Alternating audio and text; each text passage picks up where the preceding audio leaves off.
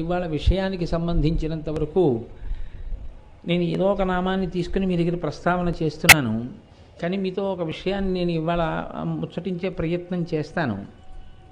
లలితా సహస్రనామ స్తోత్రంలో ఉండేటటువంటి నామాలను ఏ నామానికి ఆ నామాన్ని వ్యాఖ్యానం చేసుకోవడం ఒక ఎత్తు, మంచిదే. అది నేనేం దోషం అనను, అలా చేయకూడదని కూడా నేనేం అనను. ఎందుకంటే అలా అనడానికి నాకు అటువంటి అధికారం లేదు. కానీ ఒక్కొక్కసారి ఒక్కొక్క ప్రయత్నం చేసినప్పుడు మీరు చూడండి, ఆ నామాలలోంచి కొన్ని నామాలు ఎంచుకుని, అంటే మీరు ఏదో ఒక నామాన్ని పట్టుకుని ఆ నామానికి అనుగుణమైనటువంటి కొన్ని నామాలని తీసుకుంటూ, అంటే వచ్చేసేయాలి అవి మేధస్సులోకి, తమంత తాము రావాలి. అంతేగాని మీరు దానికోసం ఏదో పుస్తకం పెట్టుకుని ప్రయత్నం చేయకూడదు. ఇంకా ఒక విషయాన్ని తీసుకున్నారనుకోండి, ఆ విషయ సంబంధమైనటువంటి నామాలనన్నింటినీ కూడా చకచక మనసులోకి వచ్చేస్తే వాటిని మీరు ఒక మాల కట్టి ఆ మాలని చేత్తో పట్టుకుని సంతోషించారనుకోండి, ఇప్పుడు ఈ మాల మీరు చేత్తో పట్టుకున్నందుకు పరవశించిపోయేది ఎవరంటే అమ్మవారు. మీరు పుష్పమాల చేత్తో పట్టుకుని అమ్మవారి దగ్గరికి వెళ్ళి వేయడం కాదు, లలితా సహస్రనామ స్తోత్రంలో ఉండేటటువంటి నామములను మాలగా కట్టాలి. కట్టి అది 3 నామాలతో కట్టండి, 4 నామాలతో కట్టండి. ఒక్కొక్కసారి 2 బంతిపూలు దారానికి ఎక్కించి మెళ్ళో వేస్తూ ఉంటారు అమ్మవారికి. అలా ఎన్ని నామాలతో మీరు కట్టారన్నది కాదు, మీ మనసు రమించి దాని వలన మీరు ఒక ప్రయోజనాన్ని పొంది అమ్మవారితో మీకు ఒక అనుబంధం కలగాలి.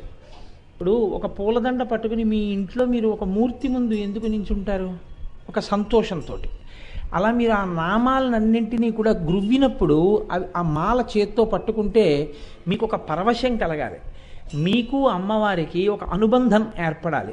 ఇటువంటి అనుబంధం మీకు ఏర్పడితే, నేను మీకు ఒక యథార్థం చెప్తున్నాను, ఒక శాశ్వతమైనటువంటి అనుబంధంగా మారిపోతుంది. అప్పుడు ఏమవుతుందంటే మీకు తరచు జ్ఞాపకానికి వస్తుంది. నేను ఆ కోణంలో ఇవాళ మీకు ఒక మాల గుర్చడం అనేటటువంటి ప్రయత్నాన్ని ఆవిష్కరిస్తాను. దానికి పెద్ద కష్టపడవలసిన అవసరం ఏమి ఉండదు. ఎటువైపు నుంచి ఎటువైపుకు పట్టుకున్నా అలా కొన్ని నామాలతో కలిపి ఒక దండ కడుతూ ఉండొచ్చు. నేను మీకు ఒక ఉదాహరణ చూపిస్తాను ఇవాళ. అలా మీరు ఎలా ఏరుకోవచ్చు, లలితా సహస్రంలోంచి ఎలా ఏరి నామాలతో మాల కట్టచ్చు అన్నది చూపిస్తాను. మీరు కొద్దిగా తర్వాత మీరు బాగా దాన్ని పెంచే ప్రయత్నం చెయ్యండి. రామచంద్రమూర్తిని మీరు చూసి పరిశీలనం చేస్తే, రామాయణాన్ని, ఆయన భార్య ముందు భర్తగా నిలబడితే ఆదర్శవంతమైన భర్త, ఆయన తమ్ముళ్ళ ముందుకెళ్ళి నిలబడితే ఆదర్శవంతమైన అన్న, ఆయన గురువు దగ్గరికి వెళ్ళి సాష్టాంగం చేస్తే ఆదర్శవంతమైన శిష్యుడు, ఆయన తల్లి ముందుకెళ్ళి నిలబడితే ఆదర్శవంతమైన కొడుకు, ప్రజల ముందుకెళ్ళి నిలబడితే ఆదర్శవంతమైన ప్రభువు, ఆయన ఒక దానం చేస్తుంటే ఆదర్శవంతమైన దాత, ఆయన యుద్ధం చేస్తే ఆదర్శవంతమైనటువంటి ఒక యుద్ధ వీరుడు, ఆయన మాట మాట్లాడితే ఆదర్శవంతమైన వాక్ సంపద కలిగినటువంటి వాడు.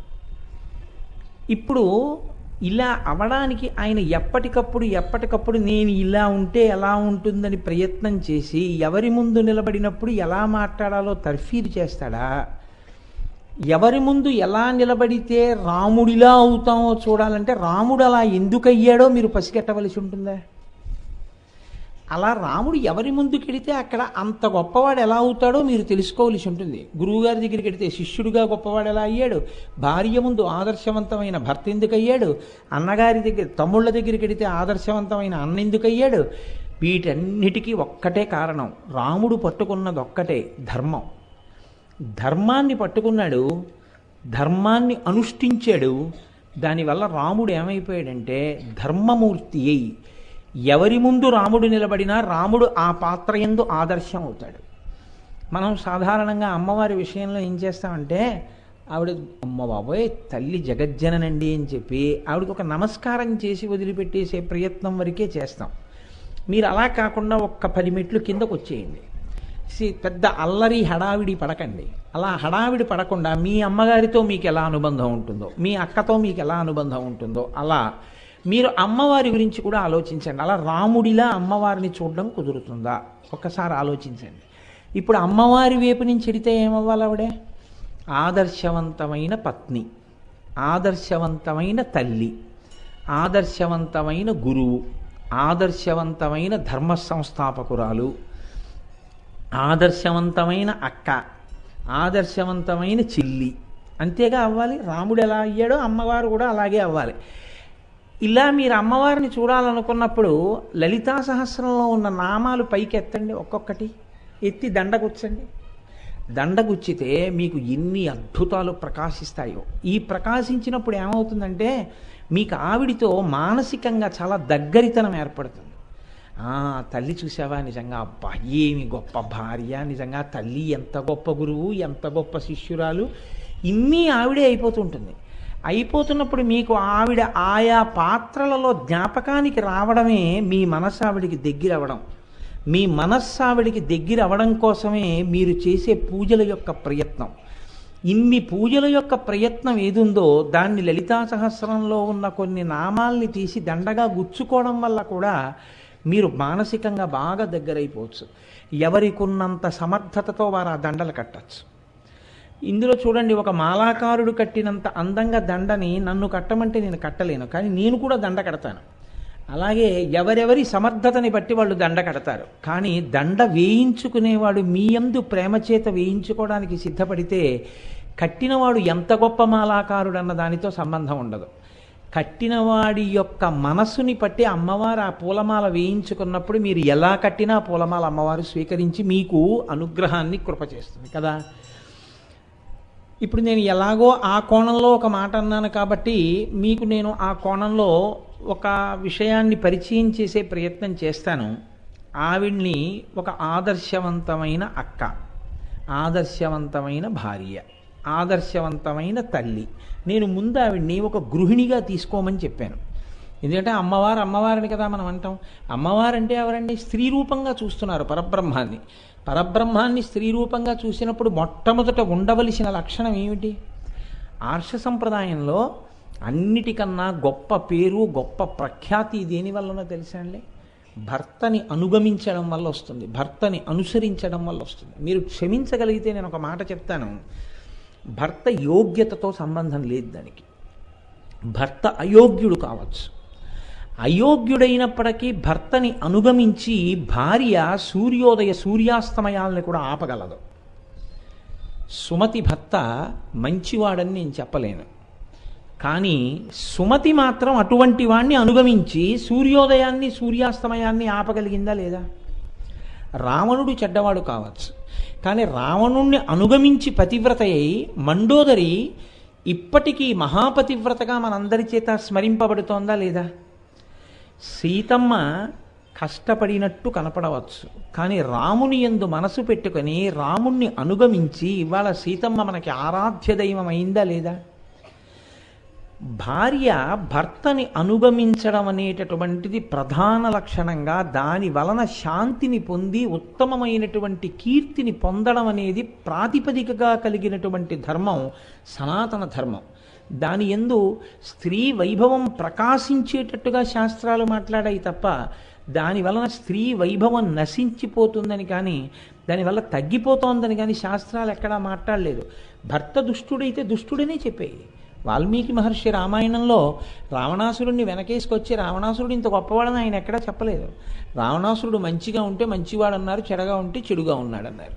మండోదరిని మాత్రం మహాపతివ్రత అనే అన్నారు. ఎందుకంటే ఆవిడ పతిని అనుగమించడంలో అలా అనుగమించింది, అంతే ఆవిడకు ఉండవలసిన లక్షణం.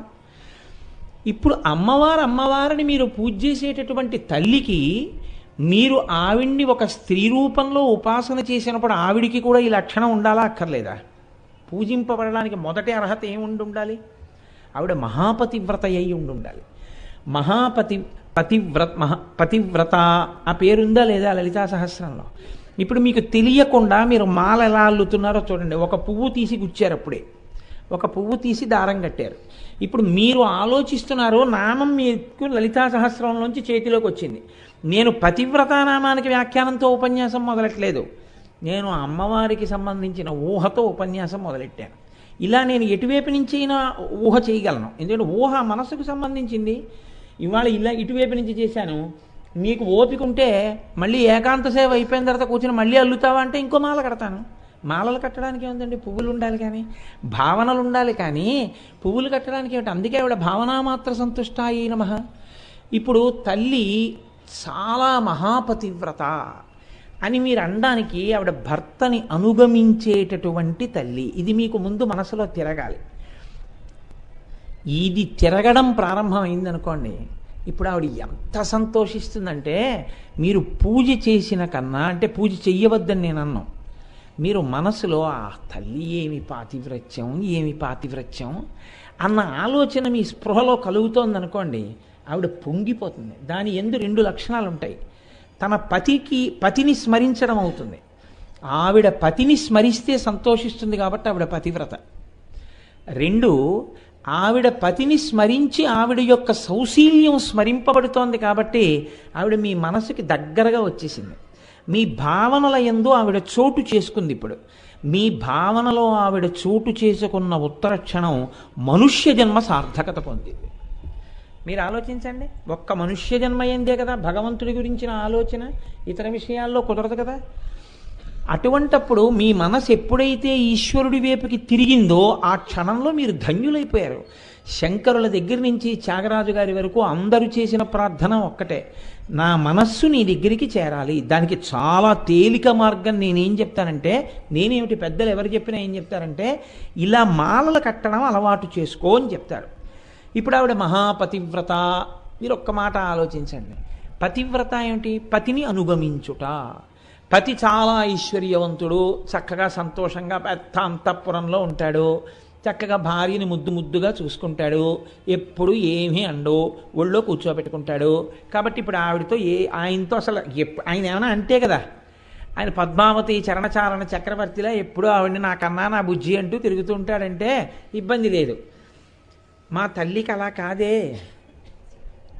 ఆయన ఉండేది చూస్తే శ్మశానంలో ఉంటాడు. కాసేపు అనుకోండి, కాసేపు. నా ఉద్దేశ్యం శివుడు శ్మశానవాసని కాదు, అలా అంగీకరించడం కుదరదు.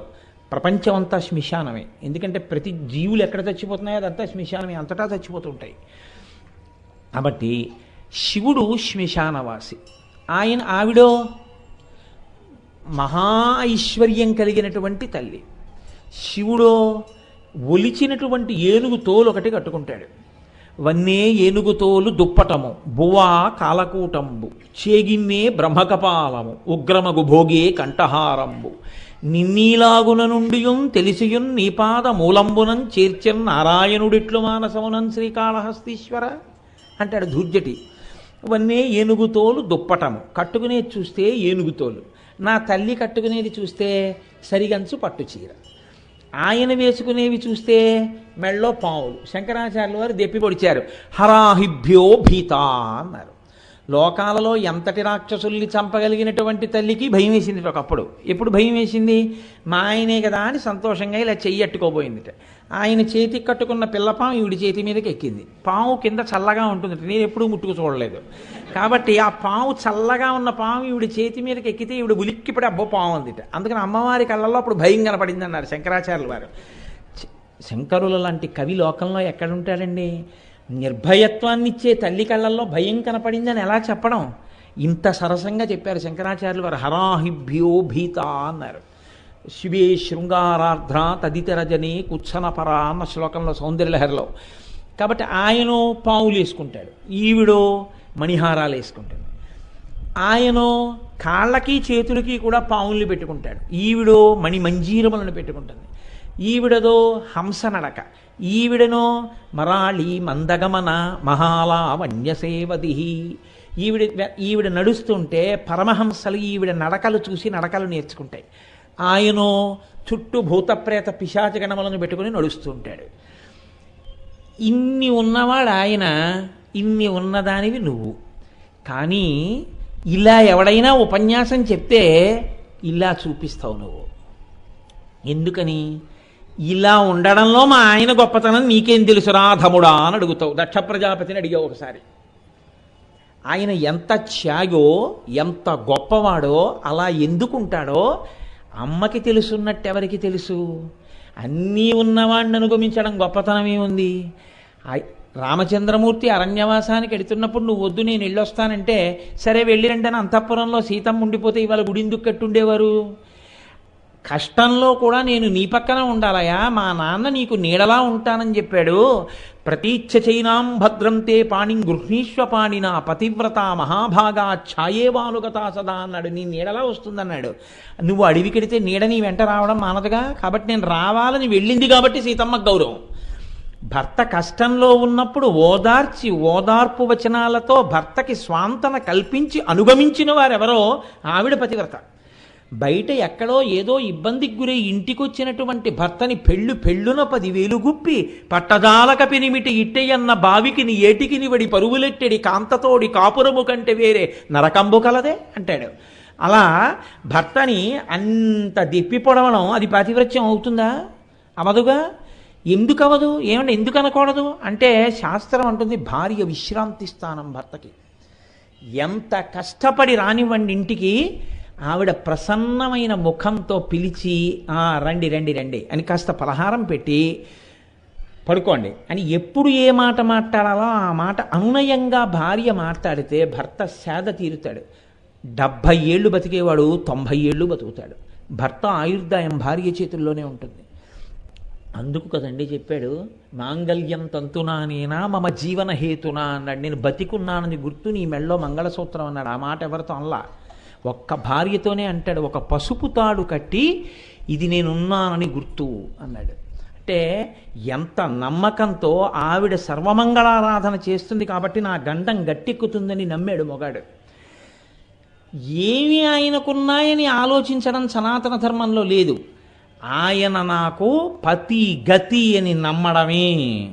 అందుకే నాతో ఎవరైనా ఆయన మాత్రం దేవుడండి అంటే నేను ఎంత పొంగిపోతానో చెప్పలేను. ఎందుచేత అంటే ఆ మాట ఒక స్త్రీ అంతే, ఇంకా మీరు గౌరవించడానికి అంతకన్నా ఇంకో మాట అక్కర్లేదు. నా వరకు నాకు ఆమె కాళ్ళకి ఉంచి నా తల ఉంచి నేను నా తల తాటించి నేను నమస్కరించడానికి ఒక్క యోగ్యత చాలా. ఆవిడికి ఒక పద్యం కానీ రామాండం కానీ రాకపోవచ్చు. మా ఆయన దైవం అండి అని ఒక్క మాట అనగలిగితే చాలు. ఆ ఒక్క మాట చాలు. ఆవిడ కాళ్ళకి నమస్కారం చేయడానికి మనం సిద్ధంగా ఉండొచ్చు. అలా అనుగమించగలిగితే భర్తని అది పాతివ్రత్యం. ఇటువంటి శంకరుణ్ణి అనుగమించడం అంటే ఎంత కష్టం అండి. పోని ఇలాంటి వాడు కదా అని, ఇంత గొప్ప తల్లి కదా అని పోని కూర్చోపెట్టి ఏమండి తినండి అందామంటే ఎప్పుడు ఆకలేస్తుందో తెలియదు. ఎప్పుడు ఆకలేస్తుందో అప్పుడు పోని ఇంట్లోకి వచ్చి ఏమయ్యా వంట అయిందా అని కూడా అడగడం.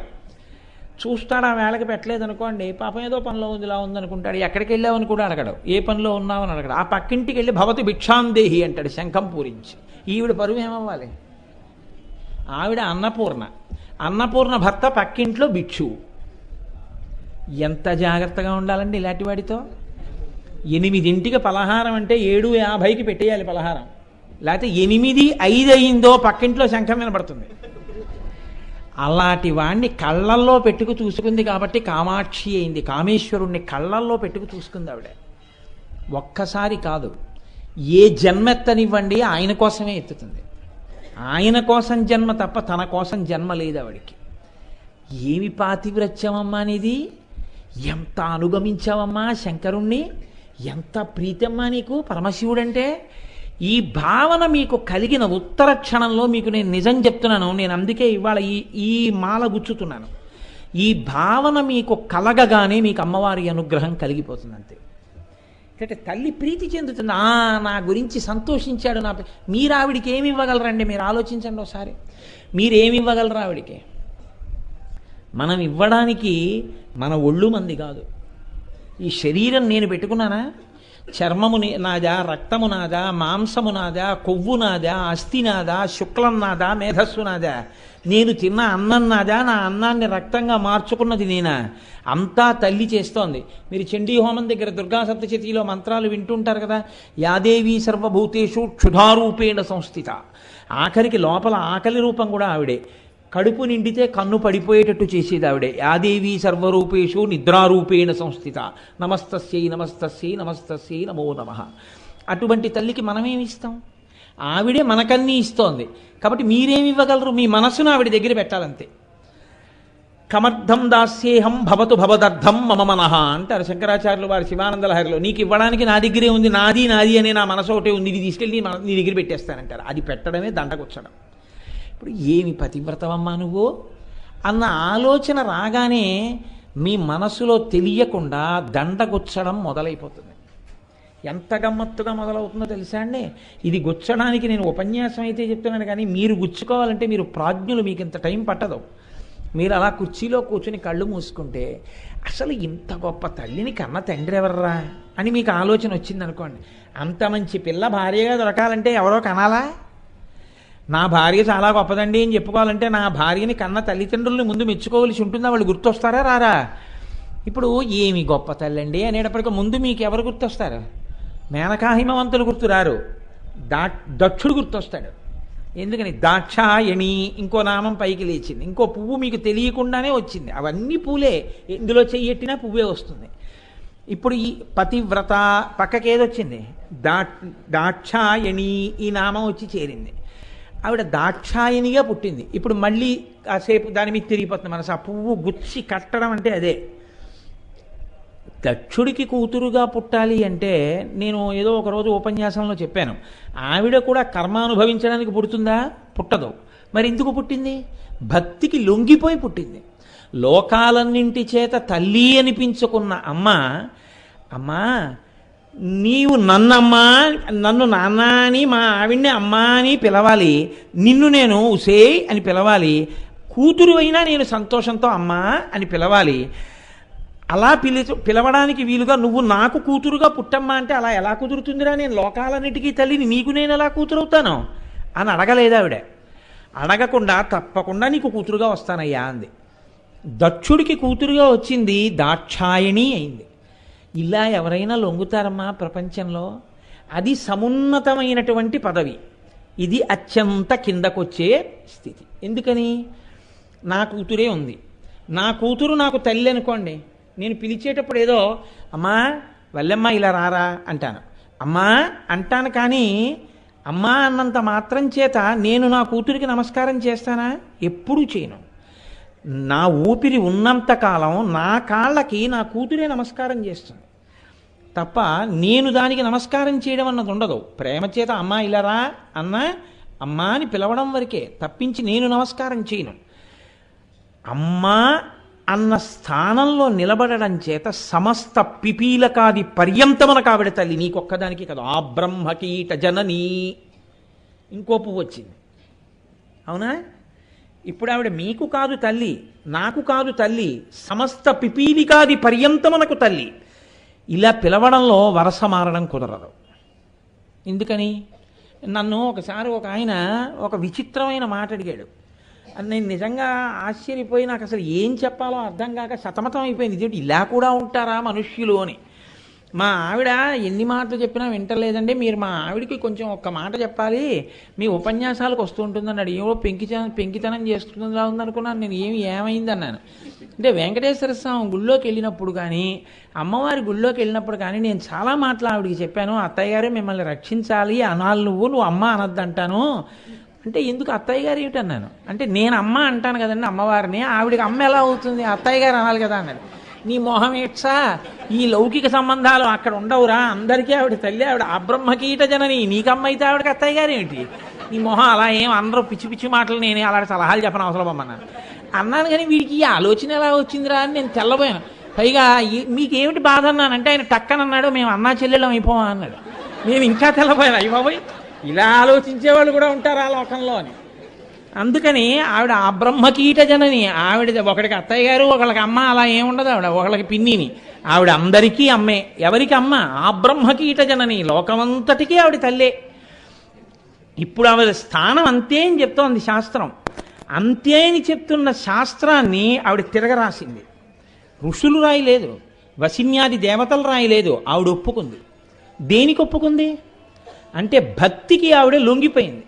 లొంగిపోయి అందరికీ తల్లివైతే నువ్వు నా కూతురు అవ్వాలి, నేను నీ దగ్గరికి వచ్చి ఇలా గడ్డం పుచ్చుకుని అమ్మా అన్నం తినమ్మా, నా తల్లి కదూ, నా బుజ్జి కదూ, కొద్దిగా పెరుగన్నం తిన్నానా, తినకపోతే బొజ్జ ఎలా నిండుతుందిరా అని నేను తండ్రిలా నీ మెత్తటి కడుపు పట్టుకుని చూడు బొజ్జ ఎంత లోతుకు పోయిందో అనాలి.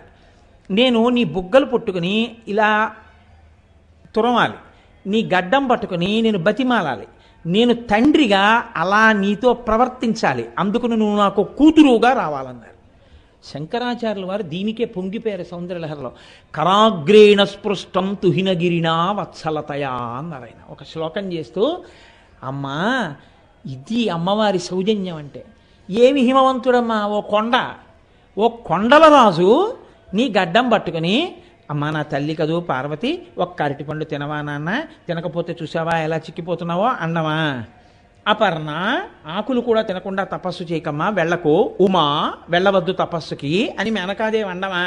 అలా అంటే నీకు నామాలు రావడమా? వాళ్ళు మా కూతురు మేం కన్యాదానం చేస్తామని గర్వానికి వెళ్ళడమా? ఎంత లొంగిపోయావు తల్లి, ఎంత భక్తికి కట్టుబడిపోతావమ్మా. భక్తికి కట్టుబడిపోయి లోకాలకి తల్లివి, దక్షుడికి కూతురు అయ్యావు. కూతురైతే దాక్షాయని. ఇప్పుడు దక్షుడికి కూతురి అయ్యావు అని నువ్వు ఒప్పుకున్న ఉత్తర క్షణంలో నువ్వు ఒప్పుకున్నదే కనుక దక్షుడికి ఒక్క కూతురివి అయ్యావా, కొంతమందికి అక్క చెల్లి కూడా అయ్యావా? అయిపోయిందంతే ఉత్తర క్షణంలో అక్క. ఎవరికి అయిపోయింది? దక్షుడి మిగిలిన కూతుళ్ళందరికీ ఆవిడ అక్క అయింది. ఇప్పుడు ఆవిడ ఒకడిని అనుగ్రహించడం కోసం ఒప్పుకుంటే ఆవిడకు ఒక కొత్త సంబంధం వచ్చింది, ఆవిడ అక్క అయింది. అక్క అయితే దక్షుణ్ణి కదా నేను అనుగ్రహిస్తానన్నది. కాబట్టి వీళ్ళేదో నేను దక్షుడు కడుపున పుట్టాను కాబట్టి వీళ్ళు దక్షుడికి మిగిలిన పిల్లలు కాబట్టి వీళ్ళకి నేను అక్క అవడం ఏంటి, వీళ్ళని నేను ఎందుకు అనుగ్రహిస్తాను మధ్యలో? వాళ్ళు నన్ను అక్క అని పిలిస్తే నేనేదో వాళ్ళ మీద ప్రేమెట్టుకోవడం అలా ఏం ఉండదు. ఒక్క దక్షుణ్ణి అనుగ్రహిస్తానన్నావా? దక్షుడికి కూతురు అయిన కారణం చేత దక్షుడి మిగిలిన పిల్లలకి అక్కగా ప్రేమ చూపించావా? అలా చూపించినట్టు ఎక్కడైనా ఉందా లోకంలో? ఏదైనా ఒక బలమైనటువంటి సాక్ష్యం ఏమైనా ఉందా? దక్షుడి మిగిలిన కూతుళ్ళ మీద అమ్మవారు ప్రేమ చూపించింది అని ఉందా ఎక్కడైనా? అంటే ఉంది ఒక చోట. భాగవతంలో ఒక చోట పోతన గారు అనుభవించిన హృదయాలంటే అవి దండలు కట్టినవి. అందుకని విజయవాడ కనకదుర్గమ్మ తల్లి గుడి గడపకి మహానుభావుడు మంగళతోరణం అయ్యారు పోతన గారు. అమ్మలగన్నయమ్మ ముగురమ్మల మూలపుటమ్మ చాలా పెద్దమ్మ సురారులమ్మ కడుపారడి బుచ్చినయమ్మ తన్ను లోనమ్మిన వేల్పుటమ్మల మనంబున ఉండెడి అమ్మ దుర్గమాయమ్మ కృపాబ్ధినిచ్చుట మహత్వ కవిత్వ పటుత్వ సంపదల్లన్న పద్యం ఇప్పటికీ కనకదుర్గమ్మ రాజద్వారం మీద ఉన్నటువంటి లక్ష్మీకమ్మి మీద రాసి ఉంటుంది. అంతటి శాశ్వతత్వాన్ని పొందారు మహానుభావుడు. అలా అంత గొప్ప ఖ్యాతి పొందినటువంటి పోతన గారు భాగవతంలో ఒక చోట ఒక పద్యరచన చేశారు. అందులో ఆవిడ అంటుంది, ఒక రోజున పరమశివుడి యొక్క అంతఃపురం మేడ మీదకి వచ్చి నించుంది పార్వతీదేవి. అప్పటికి ఆవిడ పేరు పార్వతి కాదు, ఆవిడ దాక్షాయణిగా ఉంది, దక్షుడి కూతురు. అప్పటికి ఆవిడకి సతీ అన్న పేరు కూడా లేదు, దాక్షాయణి అంతే. ఇప్పుడు ఆవిడ మేడ మీద నించుంది. విమానాలు వెళ్ళిపోతున్నాయి, వరుసగా వెళ్ళిపోతున్నాయి. ఏమిటి ఇన్ని విమానాలు వెడుతున్నాయని పైకి చూసింది. చూస్తే వాళ్ళు మాట్లాడుకుంటున్న మాటలు వినపడ్డాయి. అందులో వాళ్ళందరూ ఏం మాట్లాడుకుంటున్నారంటే, దక్షుడు యజ్ఞం చేస్తున్నాడు, ఆ యజ్ఞానికి మనందరం వెడుతున్నాం, తొందరగా వెళ్ళాలని వెళ్ళిపోతున్నారు విమానాల్లో. దేవతలు ఋషులు అందరూ వెళ్ళిపోతున్నారు. ఆవిడ గబగబా మేడ దిగి వచ్చింది. మేడ దిగొచ్చి పరమశివుడి దగ్గర కూర్చుని ఆవిడ ఒక మాట మాట్లాడారు. ఆవిడంది, కావున ఈ వివిధ గుణంబులర్ధి ఏగెదరదిగో దేవా, మనమిప్పుడు అచ్చటికి పోయిన ఆ వివిధ గణములు, ఆ దేవతలు, ఆ ఋషులు అందరూ మా నాన్న చేసేటటువంటి యజ్ఞం చూడ్డానికి ఎడుతున్నారు కాబట్టి నేను కూడా వెడతానంది అని ఆవిడ ఊరుకోలేదు. ఆవిడ చెల్లెళ్ళ మీద ప్రేమని వ్యక్తం చేస్తూ ఒక మాట మాట్లాడింది. ఇప్పుడు మా నాన్నగారు యజ్ఞం చేస్తున్నారు కాబట్టి నా అనుజలు అంటే నాతో పుట్టినటువంటి వాళ్ళు, నా చెల్లెళ్ళు ఉన్నారే, వాళ్ళందరూ కూడా భక్తి ప్రాణనాథులతోడం బాయకవొత్తురు. తప్పకుండా ప్రేమతో ఎలా వస్తారో తెలుసా? వాళ్ళు మా చెల్లెళ్ళందరూ వాళ్ళ భర్తలతో వస్తారు, మా చెల్లెళ్ళు వస్తారు, మా మరుదులు వస్తారు.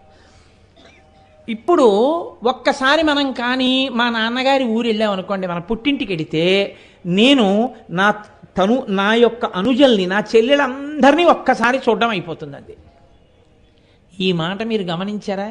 ఇందులో ఎంత పుట్టింటి ప్రేమ ఉందో ఆ పద్యంలో. భర్త ఎప్పుడూ ఖాళీ లేనివాడు, ఒక్క పూట కాఫీ తాగమంటే చెయ్యి కాల్చుకునేవాడు అనుకోండి, ఆవిడ ఎక్కడికి వెళ్ళదు. ఎందుకు వెళ్ళదంటే భర్త మీద ప్రేమ అంతే. ఆయనకి ఈవిడ వెళ్ళిపోయింది అనుకోండి పార్వతీదేవి, ఆయన వెంటనే ఆయనకు స్వరూపం ఉంది, దక్షిణామూర్తి కూర్చుంటాడు ఇలా తనలో తాను రమిస్తూ. మౌనవ్యాఖ్యా ప్రకటిత పరబ్రహ్మతత్వం యువానం వర్షిష్టాంతే వసదృషిగణైరావృతం బ్రహ్మనిష్టై ఆచార్యేంద్రం కరకలిత చిన్ముద్రమానందరూపం స్వాత్మారామం ముదితవదనం దక్షిణామూర్తిమీడే. నాకెవరు కాఫీ ఇవ్వలేదని కూడా అండం.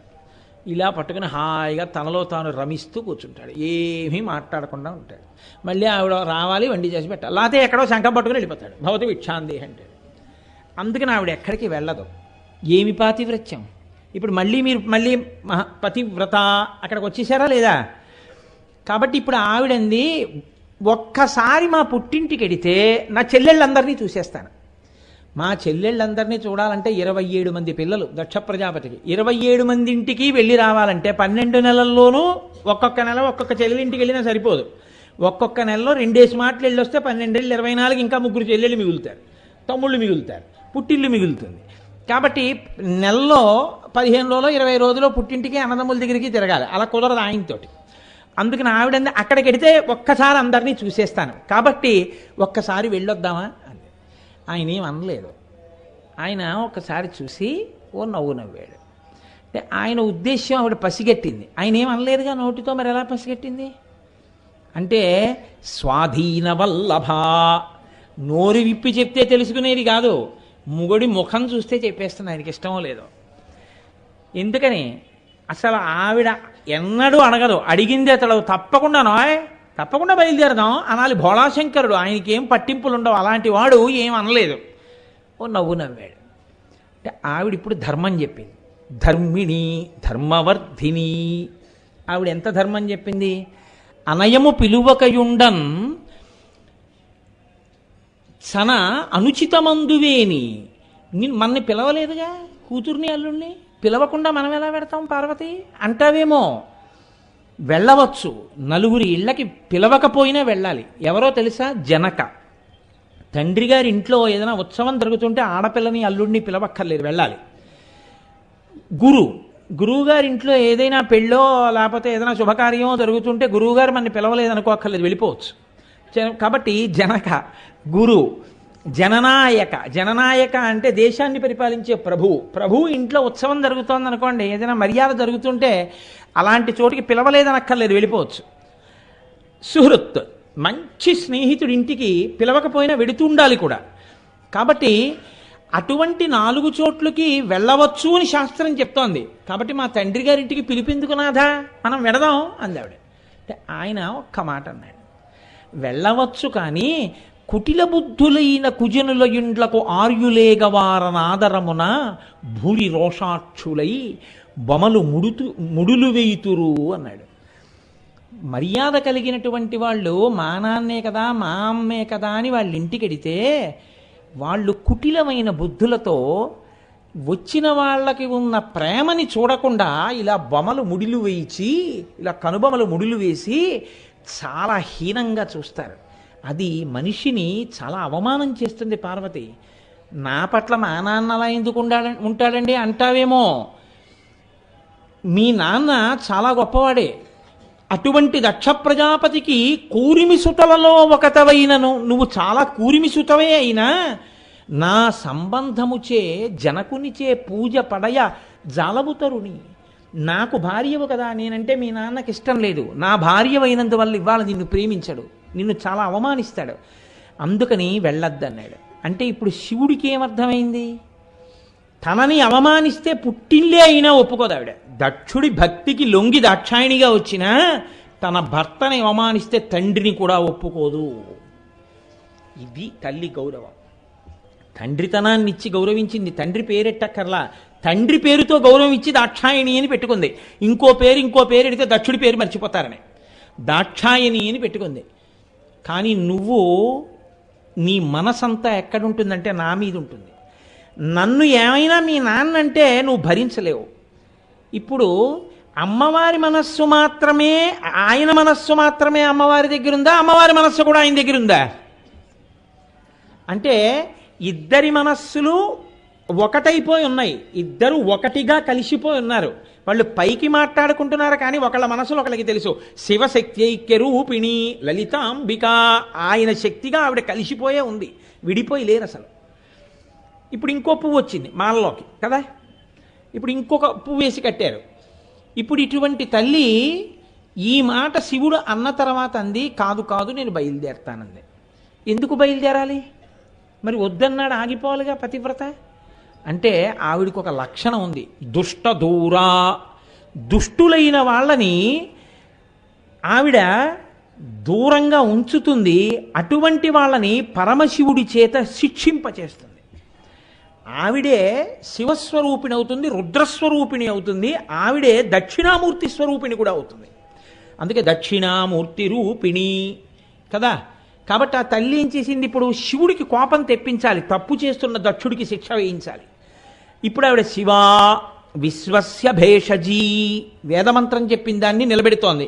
లోకానికి చికిత్స చేయించాలంటే, శివుడితో దెబ్బ కొట్టించాలంటే ఆవిడ శివుణ్ణి రుద్రుణ్ణి చేస్తుంది, రుద్రుణ్ణి శివుణ్ణి చేస్తుంది, రెండూ ఆవిడ చేయగలదు.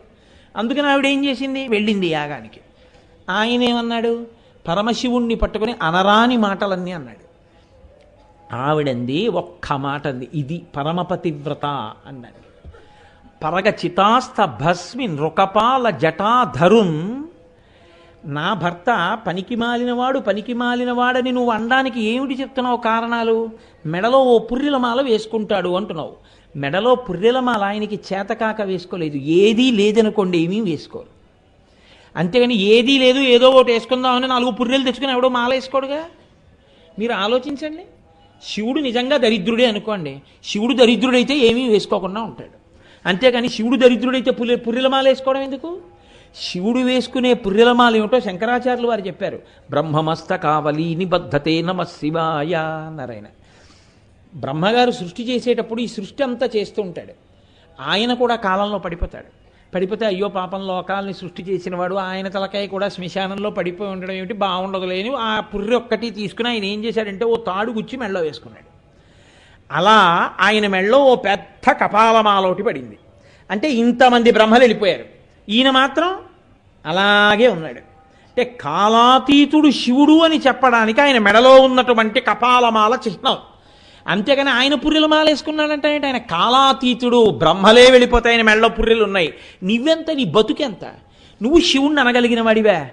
ఇది ఆవిడ అడుగుతోంది. పరగ చితాస్తి భస్మ నృకపాల జటాధరున్, అలాంటి వాడంటావు. పైగా పరేత భూనికేతనుండు పిశాచయుక్తుడని శర్వునమంగళగా తలంపరెవ్వరున్, ఒక్క నీవు తప్ప.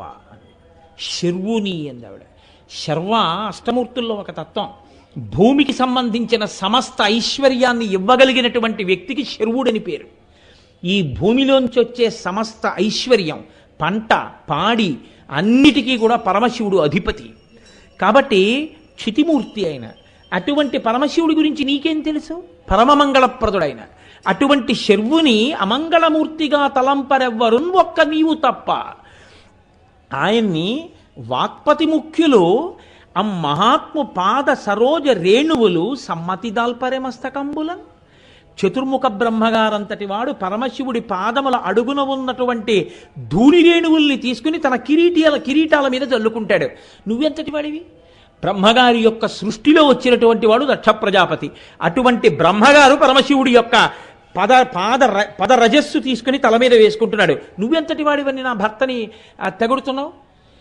నువ్వెవరో, నువ్వు ఏ కోరితే నేను నీ కూతురునయ్యానో మర్చిపోయావా? ఎందుకు ఇంతంత మాటలు వస్తున్నాయి అని అడిగింది ఆవిడ ఇవ్వాల. అని ఒక మాట అంది, నీకు ఇవాళ ఒక శిక్ష వేస్తున్నాను. ఏమిటో తెలుసా?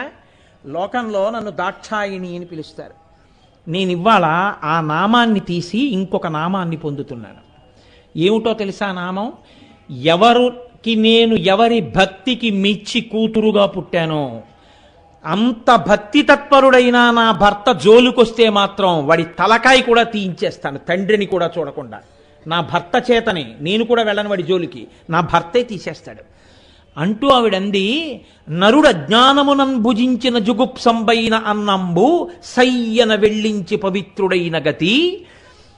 మహాత్ము ఈశ్వరు ఘను నింద చేసిన నీ తనూభవయనంగానోర్వ, ఈ శరీరము వీడి భాస్వచ్యుద్ధి ప్రాపించదన్ అంది. నువ్వు దురాత్ముడివి, పరమశివుడిని నింద చేశావు. ఈ శరీరంతో నేను కాని ఉంటే నేను కనపడ్డప్పుడల్లా నీకు కూతురుగా ఈ శరీరంతో వచ్చాను కాబట్టి దాక్షాయిణి అంటారు. శివనింద చేసిన దక్షుడి కూతురుగా ఇక ఈ శరీరంతో నేను ఉండను, ఈ శరీరం వదిలిపెడుతున్నాను. ఇది వదిలిపెట్టిన మరుక్షణం నీ బతుకేమిటో నీకు తెలుస్తుందండి ఆవిడ అని. నరుడు అంటే మనుష్యుడు తెలియక ఏ బల్లిపడిన అన్నామో తిన్నాడు అనుకోండి, చాలా బాగుందని, మా ఆవిడ పెట్టిన పులిసే కదా అని 4 మాటలు వేసుకు తినేశాడు. 5వ మాట గరిటె పెట్టి తీస్తుంటే చచ్చిన బల్లి వచ్చింది. అయ్యో కష్టపడి కొనుక్కున్న అన్నం, కష్టపడి కొనుక్కున్న కూరలు, ఇంత రుచైన పులుసు మళ్ళీ బయటికి వదిలేయడమా అని ఊరుకుంటాడా? నోట్లో వేలు పెట్టి మరీ కక్కేస్తాడు బల్లి పడిన అన్నం అని. అలా నేను నీ కూతురునై పుట్టిన పాపానికి నువ్వు శివనింద చేశావు కాబట్టి ఇంకా నీ వలన వచ్చిన ఈ శరీరంతో నేను ఉండను, నిన్ను అనుగ్రహించి పొందిన శరీరంతో, దాక్షాయిణి అన్న పేరుతో ఉండను, ఇప్పుడే వదిలిపెట్టేస్తున్నాను, నేను భాస్వచ్యుద్ధి ప్రాపించదన్ అని యోగాగ్నిని రగల్చి అందులో శరీరం వదిలిపెట్టేసినాడు. ఇది శివుడికి తెలిసింది, ఊరుకుంటాడండి? పోతన గారి పద్యాలు ఏమి పడిపోయి అబ్రంలిహాదభ్ర విభ్రమ బ్రభ్రమ కృందీల దీర్ఘ శరీరమరా అంటారు, వీరభద్రోత్పత్తి చేశారు. ఆ వీరభద్రుడు వచ్చి ఆఖరికి దక్ష ప్రజాపతి గుండెల మీద కాలేసి తొక్కి పెట్టి తలకాయని ఇలా ఇలా ఇలా ఇలా తిప్పి ఊడబెరికేశాడు. ఊడబెరికి తీసుకెళ్లి అగ్నిహోత్రంలో పారేశాడు, యజ్ఞగుండంలో. ఆ వీరభద్రుడు కత్తి పట్టుకుని దక్షయజ్ఞ ధ్వంసం అంతా చేసి పట్టిసం వెళ్ళి ఆ రక్తం పట్టిన కత్తిని గోదావరి నీళ్లలో కడిగాడు. అదే పట్టిసం క్షేత్రం, వీరభద్ర క్షేత్రం. అంత గొప్ప దక్షయజ్ఞ ధ్వంసం జరిగినటువంటి ఊరే దక్షారామం, దక్షిణ కాశీ. అంత గొప్ప తల్లివి ఆనాడు నువ్వు శరీరం వదిలిపెడితే పరమశివుడు ఒక జటని పీకి కొట్టి వీరభద్ర సృష్టి చేశాడు.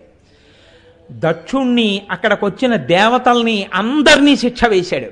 అప్పుడు అందరూ వచ్చి ఆయన కాళ్ళ మీద పడ్డారు. మళ్ళీ నువ్వేం చేశావు? శివా రుద్రస్య భేషజీ, మళ్ళీ రుద్రుణ్ణి శివుణ్ణి చేశావు. ఆయన అన్నాడు, పోన్లేండ్రా తప్పు కదా, పిల్లాడు ఏదో తప్పు చేస్తాడు, కొడతాడు తండ్రి, మళ్ళీ శాంతి పొందుతాడు. అలా ఆయన అన్నాడు, పోన్లే వదిలిపెట్టేస్తున్నానన్నాడు. వదిలిపెట్టేస్తున్నానని ఆయన మళ్ళీ ఆ దక్షుడికి ఓ మేక తలకాయ పెట్టించాడు, దక్షయజ్ఞం పూర్తి చేయించాడు, దక్షిణామూర్తిగా కూర్చున్నాడు. ఇప్పుడు శరీరం వదిలిపెట్టిన తల్లి కొత్త పేరు పుచ్చుకుంది. ఏమనో తెలుసా? ఎప్పుడైనా శరీరం అంటూ విడిచిపెట్టేస్తే శివ నింద నా చెవిలో పడిందో, శివుణ్ణి నిందించినప్పుడు అది నా చెవిలో పడితే నేను ఆ శరీరమే వదిలేస్తాను. నేనే కాని శరీరం వదిలేనా, దక్షుడంతటి వాడు ఎగిరిపోయాడు. కాబట్టి శివనింద ఎంత ప్రమాదకరమో చెప్పింది తల్లి లోకానికి. అందుకే పెద్దలు శాపం ఇస్తుంటారు, ఏమనంటే నీకు శివభక్తి లేకుండుగాక అంటారు. జన్మజన్మాంతరాల్లో పెద్ద పాపం చేస్తే నీకు శివభక్తి కలుగకుండుగాక అని శాపవాక్కిస్తుంటారు. కాబట్టి ఇప్పుడు తల్లి వల్ల ఆయన రుద్రుడయ్యాడు, మళ్ళీ శాంతి వహించాడు. ఆ తల్లే ఇప్పుడు సతీ అని పేరు పెట్టుకుని, సతీ అంటే కేవలము భర్త యందున్న పరమప్రీతితో శరీరం కూడా విడిచిపెట్టేసిన తల్లి. ఇదే కొంతకాలం భారతదేశంలో ఆచారం అయిపోయింది. సతీ అంటే భర్త శరీరాన్ని విడిచిపెట్టే, భర్త శరీరాన్ని ఒళ్ళో పెట్టుకుని శరీరాన్ని వదిలిపెట్టేసేవారు, కట్టెల మీద కూర్చుని ఆడవాళ్ళు. అలా వదిలిపెట్టేసి సతీ దురాచారం అని ఆ సతీ అన్న పేరుతోనే పిలిచింది బ్రిటిష్ ప్రభుత్వం. సతీ సతీ సతీ సాగమనం, ఇట్ వాస్ కాల్డ్ సతీ, సతీ అనే పిలిచేవారు. అది అమ్మవారి యొక్క స్వరూపం. ఆవిడ భర్త కోసం ప్రాణమే వదిలిట్టేసింది, భర్త గురించి వ్యతిరేకమైన మాట వింటే. ఆవిడ మళ్ళీ పుడితే ఎందుకు పుట్టాలి? ఆ శివుడి కోసమే. ఇప్పుడు ఎక్కడ పుట్టింది? మళ్ళీ మేనకా హిమవంతులకు పుట్టింది, పార్వతిగా పుట్టింది. జన్మ మారిపోయింది, కానీ ఆవిడ తపస్సు మాత్రం ఎవరి కోసం? ఆ శంకరుడి కోసమే. కాబట్టి ఇప్పుడు మళ్ళీ తపస్సు చేసింది. ఎవరిని? కాముణ్ణి కాల్చిన వాణ్ణి తెచ్చి నా పక్కన భర్తగా కూర్చోబెట్టుకుంటానని ప్రతిజ్ఞ చేసి కూర్చుంది. ఇది నా తల్లి వైభవం. ఎంత గొప్ప తల్లి! రాజరాజార్చిత రమ్య. ఆవిడ రమ్య, అంత అందగత్తే, అంత సౌందర్య రాశి. అటువంటి తల్లి అపర్ణ ఆకులు కూడా తినడం మానేసి గొప్ప తపస్సు చేసింది. ఎన్ని నామాలు వచ్చేస్తున్నాయో చూడండి పువ్వుల కింద. నేను చెప్పడం మర్చిపోతున్నాను, కానీ మాలలోకి వచ్చేస్తున్నాయా లేదా? ఇవన్నీ దండగుచ్చేస్తున్నారా లేదా? దీనికి మీరేమి చదవక్కర్లేదు, కూర్చుని అబ్బా ఏమి తల్లి ఏమి తల్లి అని ఆలోచిస్తుంటే చాలా నామాలు వచ్చేస్తుంటాయి. అలాగా ఇప్పుడు మనసు అమ్మవారి దగ్గరికి వెళ్ళింది. ఇప్పుడు ఆవిడ మేనకా హిమవంతులకి పార్వతిగా పుట్టింది. పార్వతిగా పుట్టి షణ్ముఖోత్పత్తి కోసమని మళ్ళీ పరమశివుడిని పెళ్లి చేసుకుని ఆ పరమశివుడికే భార్యగా ఎప్పుడూ ఉండాలని కోరుకునేటటువంటి తల్లి, లోకములకు శుభములను చేసే తల్లి కాబట్టి ఆవిడ ఎప్పుడు పిల్లల్ని ఓ దెబ్బ కొట్టేటట్టుగా తండ్రికి కోపం వచ్చేట్టు చేయడము పిల్లల వృద్ధి కోసమే. దక్షుళ్ళంటి వాళ్ళని దారిలో పెట్టాలంటే, మళ్ళీ అలాంటి తప్పులు చేయకుండా ఉండాలంటే తల్లి ఆ రోజున శివుణ్ణి రుద్రుణ్ణి చెయ్యాలి. అది పిల్లల్ని బాగు చేయడానికి ఆ తప్పు చేయకుండా. మళ్ళీ పిల్లల్ని సన్మార్గంలో లాలించి బుజ్జగించి చూడాలన్నా తారకాసురుడు అందరినీ బాధ పెడుతుంటే పరమశివుడు పక్కకు ఆవిడ ఎడితే కానీ కొడుకు పుట్టడం. కాబట్టి ఇప్పుడు మళ్ళీ లోకానికి కళ్యాణం చేయాలి. కళ్యాణి జగతీకంద, ఆవిడ లోకాలకి కళ్యాణం చేయడం కోసం మళ్ళీ పరమేశ్వరుడు పక్కకి వెళ్ళింది. అమ్మా, మా మీద నీకు ఎంత ప్రేమమ్మా, మేము ఇన్ని తప్పులు చేసినా మళ్ళీ మా కోసం అంత తపస్సు చేసి శివుడి పక్కకి వెళ్ళి ఇల్లాలివయ్యావు. ఇల్లాలివై పరమశివుణ్ణి వశం చేసుకున్నావు. అది కూడా ఎంత గమ్మత్తు. లోకంలో ఎవడి పెళ్లి వాడే పాడు చేసుకునేవాడు లోకంలో ఎక్కడ ఉండడం. పరమశివుడు బ్రహ్మచారి వేషం వేసుకుని తన పెళ్లి పాడు చేసుకోవడానికి తానే వెళ్ళాడు పార్వతీదేవి దగ్గరికి. వెళ్ళి ఆ శివుడు అలాంటివాడు ఇలాంటివాడు ఎక్కడో శ్మశానంలో ఉంటాడు, వాడితో నీకు పెళ్ళి ఏమిటి, ఊరుకో, మర్యాద తెలియకపోతే సరి అన్నాడు. ఎవడి ధూర్త బ్రహ్మచారి శివుడికి వ్యతిరేకంగా మాట్లాడుతున్నాడు, ఈడ్చి అసలు పారేయండి అది చెలికెత్తెల్ని. అప్పుడు తన మంగళస్వరూపాన్ని చూపించింది. చూపించి ఇప్పుడు ఆవిడ ఏమైంది, ఇంతకు ముందు ఒకసారి మన ఇద్దరం శాస్త్ర ప్రకారం వివాహం పూర్తిగా చేసుకోని కారణం చేత శరీరం వదిలిపెట్టేశాను. శాస్త్ర ప్రకారం పెళ్లి చేసుకోవాలంటే కన్యాదాత గారిని వచ్చి మీరే అడగాలి. కాబట్టి నువ్వే వచ్చి మా నాన్నగారిని అమ్మగారిని అడిగి నన్ను పెళ్లి చేసుకోంది. ఇప్పుడు ఆవిడ మాట ఆయన కాదనలేడు. అంతగా తపస్సు చేసి ఆయన మనస్సు ఆవిడ వశం చేసేసుకుంది. స్వాధీన వల్లభ కామేశ్వర ప్రాణనాడి, ఆయన ప్రాణనాడి కింద ఉంటుంది. ఎలాగా అంటే ఆయన మనసుని అంత గెలుచుకుంటుంది. ఆవిడ పక్కన లేదనుకోండి చిందులేసేస్తాడంతే. ఆవిడ వచ్చిందనుకోండి ఇంట్లోకి అన్నీ కనపడతాయి, ఆయనకి ఎక్కడ లేనివి కనపడతాయి. ఆవిడ కానీ ఇంట్లో లేదనుకోండి తన రుద్రాక్షలు తనకు కనపడవు, మంచినీళ్ళ బిందె కనపడదు. ఎందుకు కోపం అంటే ఆవిడ లేదంతే. ఆవిడ లేకపోతే అంత కోపం. ఎందుకంటే ఆవిడ లేదని కాదు కోపం, మనస్సులో అంత తాదాత్మ్యత, అంత పిచ్చి ప్రేమ. ఆవిడతో కలిసి అలా ఉండడానికి కారణం ఆయన మనస్సును ఆవిడంత స్వాధీనం చేసేసుకుంది. ఆయనకి తన పని మీద తనకు అధికారం పోయింది. ఎందుకంటే ఆయన ఎప్పుడు ఏం చేస్తాడో అది ఆవిడ చేసి పెట్టి ఆయన జీవితంలో అంతర్భాగం అయిపోయింది. అంతర్భాగం అయిపోవడంలో ఏమైందంటే ఇప్పుడు ఆయనకి ఆవిడ లేకపోతే, ఇప్పుడు ఆ పేరు ఉన్న వ్యక్తి లేదు, నేను పిలిస్తే పలకదు, కాబట్టి ఇప్పుడు నాకు ఆ వస్తువు ఎదురుగుండా ఉన్న ఆవిడ చేత ఇవ్వబడలేదు కాబట్టి కోపం. ఇది భార్య భర్త యొక్క మనస్సుని స్వాధీనం చేసుకోవడం అంటే. ఇంత స్థితిని పొందింది. షణ్ముఖుడికి తల్లి అయింది, గణపతికి తల్లి అయింది, తల్లి లోకములన్నింటినీ కాపాడింది. హాలాహల భక్షణం చెయ్యమని దేవతలందరూ వచ్చి అడిగారు. ఆవిడే మనసులో కక్ష పెట్టుకుందనుకోండి, వీళ్ళందరూ ఓ రోజున యజ్ఞం చేశారు నీకు వ్యతిరేకంగాను, మంచి పని అయింది, అగ్నిహోత్రం పుట్టింది, నిన్నేమైనా పిలిచారేమిటి పాల సముద్రాన్ని చిలికినప్పుడు? ఏమైనా వస్తే నువ్వు పుచ్చుకో అన్నారా? అప్పుడు నువ్వు పనికి రాలేదు. హాలాహలం వస్తే నీ దగ్గరికి వచ్చారు, వెర్రిమొగుడా ఇంట్లోకి వెళ్ళి తలుపేసి కూర్చో, ఏమీ వద్దు నేను మాట్లాడతాను వాళ్ళతో అనాలి. ఆవిడ అలా అనలేదు, నేను పుచ్చేసుకుంటానన్నాడు ఆయన వెళ్ళి. ఆయన ఎప్పుడూ తండ్రే, ఆవిడ ఎప్పుడూ తల్లే. అందుకే వాగర్ధ వివ సంపృక్తం వాగర్ధ ప్రతిపత్తయే జగత పితరవు వందే పార్వతీ పరమేశ్వరవు అన్నాడు కాళిదాసు గారు. కాబట్టి ఇప్పుడు ఆయన వెళ్ళి నేను పుచ్చేసుకుంటానన్నాడు. కంటే జగముల దుఃఖము వింటే జలజనిత విషపు వేడిమి ప్రభువయ్యుంటకు ఆర్తుల ఆపద గెంటించుట దాన ఫలము దానం కీర్తి మృగాక్షి.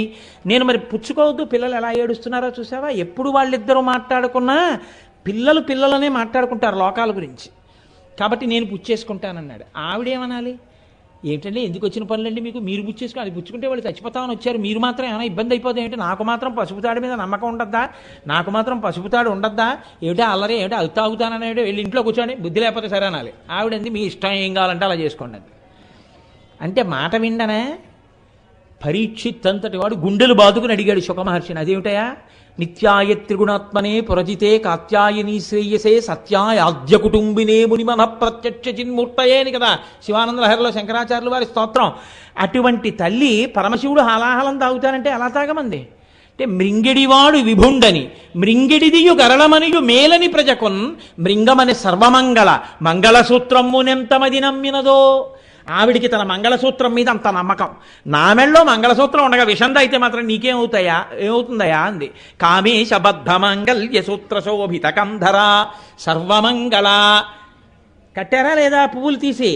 అమ్మా నీకెంత నమ్మకం అమ్మా, అందరి మంగళసూత్రాలు కాపాడే తల్లివి, నీకు నీ మంగళసూత్రం మీద నమ్మకం ఉండదు. కాబట్టి తాగేమన్నావు. ఇప్పుడు ఆయన ఏం చేశాడు? తన చుట్టూంచుర సంఘముల్ జయధ్వానంబులన్ బొబ్బిడన్ ఘన గంభీర రవంబుతో శివుడు లోకద్రోహి హుంపోకు రమ్మని కింగేల తెమల్చి కూర్చి కడిగా నంకించి జంబూపలంబున సర్వంకషమున్ మహావిషమునాహారించి హేలాగతిన్ కదలంబారవు పాప పేరు వడలన్ ఘర్మాంబు తాలంబు పుట్టదు నేత్రంబులు నెర్రబారవు నిజ జూటాచంద్రుడున్ కందడున్ వదనాంభోజము వాడదా విషమును ఆహ్వానించుచో డాయుచో పదిలంబై కడిచేయుచో దిగుచుచో భక్షించుచో మృంగుచోన్. ఆ ముందుకెళ్ళి పట్టుకుని ఇలా కలిపి ముద్ద చేసి నోట్లో పెట్టుకుని మింగి కంఠంలో పెట్టుకున్నా కూడా ఆయనకేమీ అవలేదు. ఎందుకని? ఆ తల్లి సర్వమంగళగా ఉండగా పరమశివుడికి ఇబ్బంది వస్తుందా? ఆవిడ తాటంక యుగళీభూత తపనోడు పమండల సూర్యచంద్రులు ఇద్దరు ఆవిడ తాటంకాలు. ఆవిడ తాటంకాలు సూర్యచంద్రులు అయి ఉంటే కాలం ఆవిడ మాట వింటుంది, కానీ కాలం ఆయన ఏమైనా చేయగలదా? అటువంటి మంగళస్వరూపమైనటువంటి తల్లివి నువ్వు, నిత్య సువాసినివి. సువాసిని సువాసిన్యర్చన ప్రీత తల్లి నిత్య సువాసినివి. గౌరీ గంధర్వ సేవిత అటువంటి తల్లివి. పులోమజార్చిత శచీదేవి అంతటిది నిన్ను పూజ చేస్తుంది.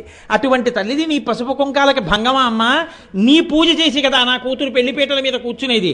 దాని పసుపు కుంకాలు ఎప్పటికీ అలాగే చెక్కు చెదరకుండా ఉండడానికి. కాబట్టి అమ్మ నువ్వు గౌరీ, ఇన్ని నామాలు ఉన్నటువంటి తల్లివి. ఎన్నొచ్చేస్తున్నాయి మీకు భావావేశంలో? ఒక్కొక్క పువ్వు పళ్ళెల్లోంచి తీసి కట్టేస్తున్నారంతే దారం. ఇప్పుడు నామాలు చదివితే మీ మనసు ఎడుతోందా?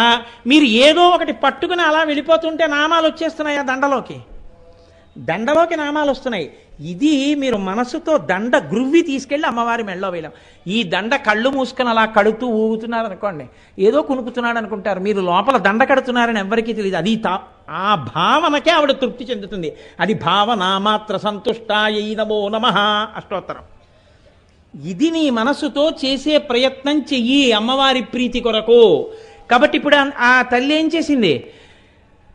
హాలాహల భక్షణం చేయించి పరమశివుణ్ణి తన పక్కన కూర్చుని తన పసుపు కుంకాలకి భంగం వాటిల్లకుండా నిత్య సువాసిని అయి ఆ తల్లి పరిఢవిల్లింది. ఇలా నేను చెప్పుకుంటూ వెళ్ళాను అనుకోండి, దానికి అంతం ఎక్కడుంటుంది? ఆ తల్లి గురుమండల రూపిణి. మీతో నేను మాట అన్నాను, మహాపతివ్రత దగ్గర మొదలెట్టాను. పతివ్రత, దక్షుడి కూతురు దాక్షాయణి, అక్క చెల్లెళ్ల మీద ప్రేమున్నది, ఇక్కడ వరకు బాగుంది. ఇప్పుడు ఆవిడ గురుమండల రూపిణి, గురుమూర్తి. ఆ మాట కూడా అంటున్నాగా. ఆవిడ ఎక్కడ గురుమూర్తి అయింది? ఆవిడ ఎలా గురుమండల రూపిణి అయింది అంటే, కేనోపనిషత్తులో ఒక కథ చెప్తారు. కథ ఏమి యథార్థమే. మన శ్రీకాళహస్తి వైభవం మనకే తెలియదు, మన దౌర్భాగ్యం. శ్రీకాళహస్తిలోనే జరిగింది కేనోపనిషత్తు. చంద్రశేఖర పరమాచార్య స్వామి వారు నిర్ధారించారు కేనోపనిషత్తు అక్కడే జరిగింది అని. దేవతలు రాక్షసులందరినీ ఓడించి యుద్ధంలో విజయం సాధించి వచ్చి ఒక చోట నిలబడి సంతోషంతో కూర్చుని మాట్లాడుకుంటున్నారు. ఒరే మనం ఎంత శక్తివంతులనరా, రాక్షసులందరినీ చంపేశామని. అందులో ఇంద్రుడు ఉన్నాడు, అగ్ని ఉన్నాడు, వాయువు ఉన్నాడు, దిక్పాలకులు ఉన్నారు. అందరూ కూర్చుని మాట్లాడుకుంటున్నారు అరణ్యంలో. ఇంతలో ఒక పెద్ద జ్యోతిస్తంభం ఒకటి కనపడింది. ఆవిడ ఒక యక్షిణి అనుకున్నారు వాళ్ళు. అనుకుని ఇంత పెద్ద స్వరూపం అగ్నిస్తంభం కనపడుతోంది ఏమిటి? అగ్నిస్తంభం అగ్నిని చూస్తే భయపడుతుంది కదా అని అగ్నిహోత్రుడిని వెళ్ళమన్నాడు ఇంద్రుడు. అగ్నిహోత్రుడు ఆ స్తంభం దగ్గరికి వెళ్ళాడు. ఆ లోపల నుంచి ఒక యక్షిణి కంఠం వినపడింది. ఆవిడంది, ఎవరు నువ్వు అంది. కస్త్వం అంది. అంటే ఆయన అన్నాడు, నేను అగ్నిహోత్రుడిని అన్నాడు. ఏం చేస్తావైతే అంది. కాల్చేస్తాను దేన్నైనా అన్నాడు. ఓ ఈ గడ్డి పరకని కాల్చను. గడ్డి పరక విసిరింది. తన శక్తినంతా దాని మీద పెట్టాడు, కాల్చలేకపోయాడు. సిగ్గుపడిపోయి వెళ్ళి ఇంద్రుడికి చెప్పాడు, నేను గడ్డి పరకని కాల్చలేకపోయినా ఆవిడ ఇస్తే అన్నాడు. ఇదేమిట్రా అని వాయువుని పంపించాడు. వాయువు వెళ్ళాడు. మళ్ళీ అడిగింది, ఎవరు నువ్వు అంది. నా పేరు వాయువు, ప్రాణాలు నిలబెడతాను, ప్రభంజనుడు, విరిచేస్తాను, నేను దేన్నైనా ఎత్తి అవతల పారేస్తానన్నాడు. ఓ అంత శక్తివంతుడుగా, ఇదిగో ఈ గడ్డి పరకని తీసుకెళ్ళు అని పడేసింది. తన శక్తినంతా పెట్టి లాగాడు. కనీసం కదలను కూడా కదలలేదు గడ్డి పరక. సిగ్గుపడిపోయి వచ్చేసాడు. ఇంద్రుడికి అనుమానం వచ్చింది, రాక్షసులని గెలిచిన మనం ఒక గడ్డి పరకని కదపలేకపోవడం ఏమిటి? నాకిప్పుడు అర్థమైంది. బలయుతులకు దుర్బలులకు బలమెవ్వరు, నీకు నాకు బ్రహ్మాదులకు బలమెవ్వడు, ప్రాణులకును బలమెవ్వండట్టి విభుడు బలమసురేంద్ర అంటారు పోతన గారు. నీలో నాలో అందరిలో ఉన్న బలమెవరో ఆ తల్లి అక్కడ ఎదురుగుండా నిలబడింది, జగజ్జనని. ఆవిడ మనలో కూర్చుని మన చేత గెలిపించింది. మనమే గెలిచాం, మనదే గొప్పని మనం అనుకున్నాం అహంకారంతో. మీ బతుకెంతో చూపిస్తానని ఆవిడ నించుంది. ఇప్పుడు నా అహంకారం విరిగిపోయిందని తల ఉంచి ఇలా నమస్కరిస్తూ వెళ్ళి, అమ్మా నీ అనుగ్రహంతో ఇంద్రుడన్న పేరుతో స్వర్గలోకాన్ని పరిపాలించుకునేవాడిని, నాకు అర్థమైందమ్మా, నువ్వు ఆదిశక్తివమ్మా, జగజ్జననివమ్మా, నువ్వు మాలో శక్తిగా నిలబడితే గెలిచాను తప్ప మేం గెలవడం ఏమిటమ్మా అన్నాడు. ఈ వినయంతో కూడిన మాట వినగానే ఆ తల్లి జ్ఞానప్రసూనాంబయ్యి నిలబడింది. జ్ఞానప్రసూనాంబగా తల్లి ఎక్కడ నిలబడిందో అదే శ్రీకాళహస్తి క్షేత్రం. కేనోపనిషత్తు అక్కడే జరిగిందని, నేను గిరి ప్రదక్షిణం చేసినప్పుడు ఒక సహస్రలింగాన్ని, ఇంద్రలింగాన్ని చూశానని పరమాచార్య స్వామి ఒక చోట అనుగ్రహ భాషణం చేస్తూ చెప్పారు. మన దరిద్రం ఏమిటంటే శ్రీకాళహస్తి అంత గొప్ప క్షేత్రమని, జ్ఞానప్రసూనాంబ తల్లి అంత వైభవోపేతమైన మూర్తి అని, కూతవేటు దూరంలో ఉన్న ఆ క్షేత్రానికి వెళ్ళి మనం 2-3 రోజులు గడపాలని మనకంటే మీకు కాదు, నాబోటిగడికి అసలు ఆ భావనే ఉండదు. అది విచిత్రం. కాబట్టి అటువంటి జ్ఞానప్రసూనాంబ ఆవిర్భవించి ఆ రోజున జ్ఞానం ఇచ్చింది అందరికీ, దేవతలకి. ఆ రోజున ఆవిడ గురువుగా నిలబడి కేనోపనిషత్తులో తన వారి అందరికీ కూడా జ్ఞానాన్ని ఇచ్చిందా లేదా తల్లి? కాబట్టి ఆవిడ గురువుగా నిలబడింది. ఆవిడ అప్పుడు గురువుగా నిలబడడం ఏమిటి? మూక పంచశతిలో మూకశంకరులు ఒక చోట ఆవిడ్ని స్తోత్రం చేస్తూ ఓ మాట అంటారు, శివ శివ పశ్యంతి సమం కామాక్షీకటాక్షితాహ పురుష విపినం భువనం అమిత్రమిత్రం లోష్టంచ యువతి బింబోష్టం అంటారు. ఎవరికి ఆ కామాక్షి అనుగ్రహం కలుగుతుందో అటువంటి వాళ్ళకి జ్ఞానం కలిగితే విపినం భువనం, అరణ్యానికి ఇంటికి తేడా ఉండదు. విపినం భువనం అమిత్రమిత్రం, శత్రువు మిత్రుడు అనే భేదం ఉండదు. లోష్టంచ యువతి బింబోష్టం, రాతికి ఒక యువతి యొక్క అధరానికి పెద్ద తేడా ఏముండదు, రెండూ సమానంగా కనపడతాయి. అంత సమానత్వం వస్తుంది. ఎలా వస్తుంది? అంత జ్ఞానం ఎక్కడి నుంచి వస్తుంది? ఎవడు అటువంటి జ్ఞానమునకు అలవాలమో వాడి అనుగ్రహం వల్ల అది వస్తుంది. సుహృద్విపక్షపక్షయో తృణారవింద చక్షుషో ప్రజాపహీ మహేంద్రయో సమప్రవర్తయన్మన కదాచదాచివం భజే అంటాడు రావణాసురుడు. ఆయన వృషద్విచిత్రతల్పయో భుజంగమౌక్తికస్రజో గరిష్టరత్నలోష్టయో సుహృద్విపక్షపక్షయో తృణారవింద చక్షుషో ప్రజామహీ మహేంద్రయో సమప్రవర్తయన్మన కదాచదాచివం భజే. ఆయన అన్నిటా సమానంగా ఉండేవాడు, ఆయనకి ద్వంద్వాలు తెలియవు. ఆయన శక్తి అయిన అమ్మవారికి ఎలా ఉంటుంది? అందుకని ఎవరి యందు ఆ తల్లి అనుగ్రహం ఏర్పడుతుందో వాళ్ళు ద్వంద్వములకు అతీతులై ఉంటారు. తుల్యనిందా స్తుతిర్మౌని సంతుష్టో ఏనకేనచిత్ అనికేత స్థిరమతి భక్తిమాన్ మే ప్రియో నరః అంటాడు భగవద్గీతలో గీతాచార్యుడు. ఎవడు ద్వంద్వాతీతుడై ఉన్నాడో వాడు నాకు పరమభక్తుడై ఉంటాడు అంటాడు. కాబట్టి ఆ స్థితి ఎవరి వల్ల వస్తుంది? అమ్మవారి వల్ల వస్తుంది.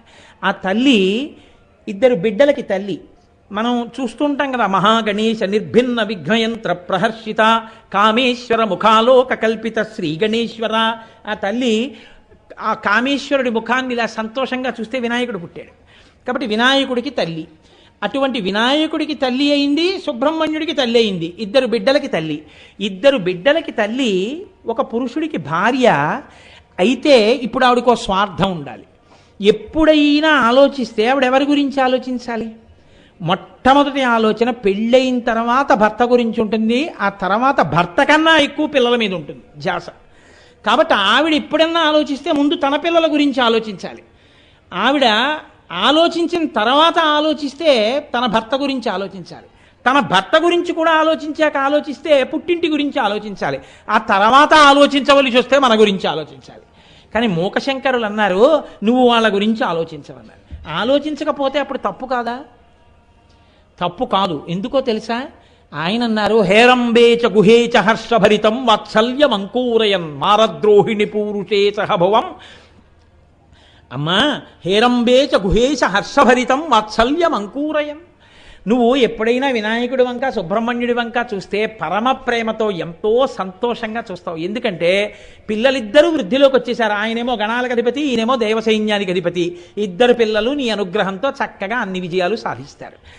చక్కగా అన్ని విధాల వృద్ధిలోకి వచ్చిన పిల్లలు, ఇంటికి కీర్తి తెచ్చే మగపిల్లలు. భర్త చూస్తే మహానుభావుడు, లోకానికంతటికీ తండ్రి.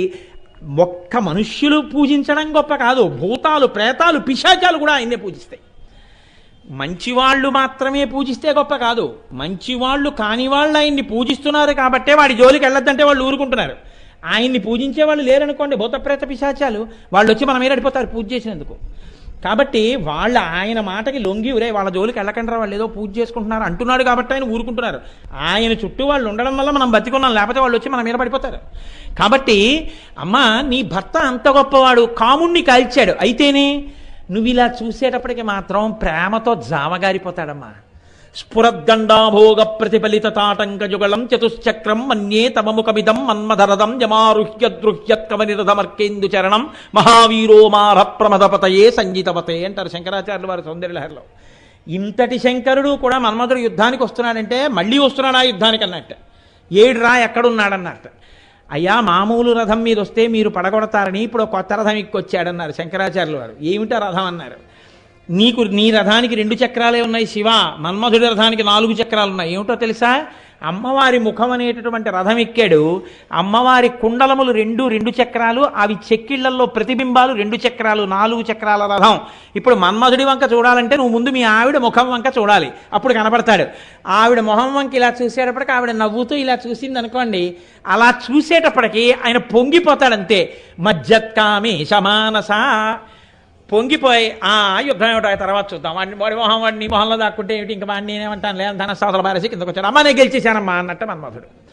కాబట్టి తల్లి నువ్వు ఎంత అనుగ్రహం అమ్మా, అటువంటి పరమశివుణ్ణి తీసుకొచ్చి పక్కన కూర్చోబెట్టుకున్నావు, కాముణ్ణి కాల్చిన వాడిని పక్కన కూర్చోబెట్టుకున్నావు, ఆది కుటుంబిని. ఇది కదా తల్లి నీ వైభవం అంటే. కాబట్టి అటువంటి తల్లివి ఇప్పుడు నీకు భర్త గురించి ఆలోచించవలసిన అవసరం లేదు, పిల్లల గురించి ఆలోచించవలసిన పని లేదు, అందరూ వృద్ధిలో ఉన్నవాళ్లే. నువ్వు ఆలోచిస్తే ఎవరి గురించి ఆలోచించాలి? ఎప్పుడు బాధలతోటి రోగాలతోటి రొచ్చులతోటి చేసిన పాపాల వల్ల బాధలు పడుతూ ఆనంబ్రేషు జనేషు పూర్ణకరుణా వైదగ్ధ్యముత్తాలయ. మేఘం కురవాలి అంటే సముద్రంలో కురిస్తే సంతోషించేవాడెవడు? వానలు లేక ఎండిపోయినటువంటి భూమి మీద నీళ్లు దొరక్క తహతహలాడుచున్న చోటికొచ్చి మేఘం కురుస్తుంటే వాన పడుతోందని బయటికి వచ్చి చీకట్లో కూడా ప్రజలు నాట్యం చేస్తారు. అలాంటి చోట పడితే సంతోషం. అమ్మా నీ దగ్గర కారుణ్యం ఉంది, ఇద్దామంటే దొరకద్దు మనుషులు. శివుడికి అక్కర్లేదు, ఆయనే పూర్ణుడు. వినాయకుడికి అక్కర్లేదు, పూర్ణుడు. సుబ్రహ్మణ్యుడికి అక్కర్లేదు, పూర్ణుడు. అన్ని విధాలా నీ కారుణ్యం కావలసిన వాడు ఉన్నాడు. నేను వచ్చి ఏం చేశాను? పనికి మాలిన వాడిని కాబట్టి ఇలా అన్నాను, ఇంతకన్నా నాకేం రాదు. ఆనంబ్రేషు జనేషు, నేను ఇలా వంగి నీ దగ్గర నిలబడ్డాను. ఇప్పుడు నువ్వేం చేయొచ్చు? అమ్మ నీకో మంచి అవకాశం ఇచ్చానన్నారు మోక్షశంకరులు. ఎవరి మీద చూపిద్దాం కారుణ్యం, ఎవరి మీద చూపిద్దామని వెతుక్కుంటున్నావుగా, నేనున్నా పనికి మాలిన వాడిని, వర్షించే నీ కారుణ్యం, నేను పుచ్చుకుంటా. వాడు అమ్మవారి కారుణ్యంతో వృద్ధిలోకి వచ్చాడని లోకం చెప్పుకుంటుంది, అందుకు నా మీద వర్షించమ్మా. ఎంత చమత్కారంగా అడిగారండి. అంత వృద్ధిలో హాయిగా చక్కటి కుటుంబంతో ఉన్న తల్లి, అటువంటి తల్లివి అమ్మా. నువ్వు ఏమి తల్లి, ఏమి కుటుంబం, ఏమి శివుడు, మీరు ఇలా ఆలోచిస్తుంటే ఇప్పుడు ఆ తల్లి మీకు ఇవ్వలేనిదంటూ ఏమైనా ఉంటుందా? ఏమీ ఉండదు. ఆవిడ మీకు ఏదైనా ఇచ్చేయగలదు. ఏదైనా ఇచ్చేసేటప్పుడు చాలా కష్టపడిస్తుంది అనుకుంటున్నారా మీరు? ఎంత హేళగా ఇస్తుంది. మీకు ఒక విచిత్రం చెప్పనా? నేను ఇంత కష్టపడి దండ కట్టానా? ఈ దండ శంకరాచార్యుల వారు ఒక 10 సెకండ్లలో కట్టేశారు. ఎక్కడ కట్టేశారో తెలుసా అండి? రణేజిత్వాదైత్యానపహృత శిరస్త్రై కవచిభిః విశాఖే నివృత్యై చండాంశస్త్రిపురహర నిర్మాల్య విముఖైః విశాఖేంద్రో పేంద్రో శిశివిశిద కర్పూర శకలాః విలీయంతే మాతత్తవ వదన తాంబూల శకలాః అన్నారు. ఒక నాటకీయ సన్నివేశాన్ని సృష్టించారు. సుబ్రహ్మణ్యుడు, ఇంద్రుడు, ఆ తర్వాత విశాఖేంద్రో పేంద్రో, సుబ్రహ్మణ్యుడు, ఇంద్రుడు మొదలైనటువంటి వాళ్ళందరూ కలిసి రాక్షసుల మీదకి యుద్ధానికి వెళ్ళారు. రాక్షసుల్ని గెలిచారు. ఏదైనా పని అప్పజెప్పిన తర్వాత పని పూర్తయిపోగానే అమ్మయ్యా మనం గెలిచేశాం కాబట్టి చెప్పేద్దామని వెడితే ముందు ఎవరికి చెప్పడానికి వెళ్తారు? ఎవరికి చెప్తే పొంగిపోతారో, ఎవరికి చెప్తే మీకు తృప్తి కలుగుతుందో, ఎవరు మీకు ఇలా గెలవడానికి ఆస్కారమైన వారో, ఎవరు మీకు ఆ శక్తినిచ్చారో వాళ్ళకి చెప్పాలి. అందుకని వాళ్ళు పరిగెత్తుకుంటూ ఎవరి దగ్గరికి వచ్చారు? అమ్మవారి దగ్గరికి వచ్చారు. లోపలికి వచ్చారు అంతఃపురంలోకి. ఇప్పుడు ఇంత గొప్ప పిల్లలు తల్లికి చెప్పకుండా చెప్పారా లేదా? శంకరాచార్యుల వారు ముందు తల్లితనాన్ని తీసుకున్నారు. అమ్మ అంటూ తల్లి. రణేజిత్వాదైత్యానపహృత శిరస్త్రైః కవచిభిః. ఆ పైన ఉన్నటువంటి కిరీటాలు తీసి పక్కన పెట్టేశారు. కవచాలు ఇప్పడానికి సమయం పడుతుంది, అందుకని అంత టైం పడుతుంది కాబట్టి కవచాలతోటే గబగబా లోపలికి వెళ్ళిపోయారు. వెళ్ళిపోయేటప్పటికి ముందు నాన్నగారు ఉన్నారేమో అని ఇలా చూశారు. నివృత్తై చండాంశ త్రిపురహర నిర్మాల్య విముఖై. పరమశివుడు భోజనం చేసేసి కొన్ని పదార్థాలతో విరిచిపెట్టేసిన విస్తరి కనపడింది. నాన్నగారు తిన్న విస్తరే కదా, కొద్దిగా అన్నం మిగిలింది, ఆకలి మీద ఉన్నాం, ప్రసాదం మనం నోట్లో వేసుకుందాం అంటే అలా తినకూడదు. శివుడు భోళాశంకరుడు. తనని నమ్ముకున్న పైన మనలా తల్లిదండ్రులకు పుట్టినటువంటి ఒక పిల్లాడు ఆయన ఆరాధన చేస్తే తన కుటుంబంలో సభ్యత్వం ఇచ్చి చండీశ్వరుడిగా చేర్చుకున్నాడు. ఆ చండీశ్వరుడికి చెందుతుంది ఆ ప్రసాదం. మేము తినకూడదని వాళ్ళు ముందుకు వెళ్ళిపోయారు. వెళ్ళిపోయి వాళ్ళు ఇప్పుడు ఎక్కడికి వెళ్ళారు? పరిగెత్తుకుంటూ అమ్మవారి దగ్గరికి వెళ్ళారు. అంటే ఇప్పుడు మీకు ఏమర్థమైంది? అమ్మవారు పరమశివుడికి వేళ పట్టున పెట్టకపోతే శంఖం పట్టుకుని ఎక్కడికి వెళ్ళిపోతాడో అని చెప్పేసి ఆవిడ ముందు ఆయనకి అన్నం పెట్టేసింది. అంటే మహాపతివ్రత భర్తని కంటికి రెప్పలా కాపాడుకుంటుంది. మరి ఆయన అక్కడ లేడు, ఏం చేస్తున్నాడు? కాసేపు విశ్రాంతి తీసుకుంటున్నాడు. విశ్రాంతి అంటే ఏమిటి? ఆయనకి తామసిక నిద్ర కాదు, తనలో తాను రమిస్తూ ఉంటాడు. లేకపోతే ఎవరినో పెట్టుకుని ఏదో వేదాంత చర్చ చేస్తూ ఉంటాడు లోపల. ఆవిడేం చేస్తోంది? హాయిగా వేళ పట్టున తినేయడం, ఇంకా వేదాంత చర్చ మొదలెట్టడం. అందా ఆరగించి కూర్చున్నాడల్లవాడే అంటారు అన్నమాచార్యులు వారు. చక్క తిని కూర్చున్నాడు చూడండి యోగ నరసింహుడు అన్నారు. అలా కాకుండా అమ్మవారు అంది లోపల కూర్చుని ఆవిడ తాంబూల చర్వణం చేస్తోంది. తాంబూలం ఎందుకు వేసుకోవాలి? ఆవిడ భోజనం చేసింది అని ఇంకా వేరే చెప్పక్కర్లేదు. ఆయన తిన్నాక ఆవిడ తిని తాంబూలం వేసుకుంది. తాంబూలం ఎందుకు వేసుకోవాలి? మహాపతివ్రత లక్షణం ఏమిటంటే తాంబూలం వేసుకోవాలి. ఆయుర్వేదంలో ఒక శ్లోకం ఉంది, అందులో అంటారు రాత్రి వేళ పలహారం చేసిన తర్వాత కాసేపు అటు ఇటు పచారులు చేసి వక్కలు తక్కువ తమలపాకులు ఎక్కువగా నవిలి మింగి ఎడం పక్కకి తిరిగి తల కింద చెయ్యి పెట్టి పడుకుని నిద్రపోయినవాడు జీవితంలో ఎప్పుడైనా డాక్టర్ దగ్గరికి వెళ్ళిన అవసరం ఉందా అని అడిగింది ఆయుర్వేదం.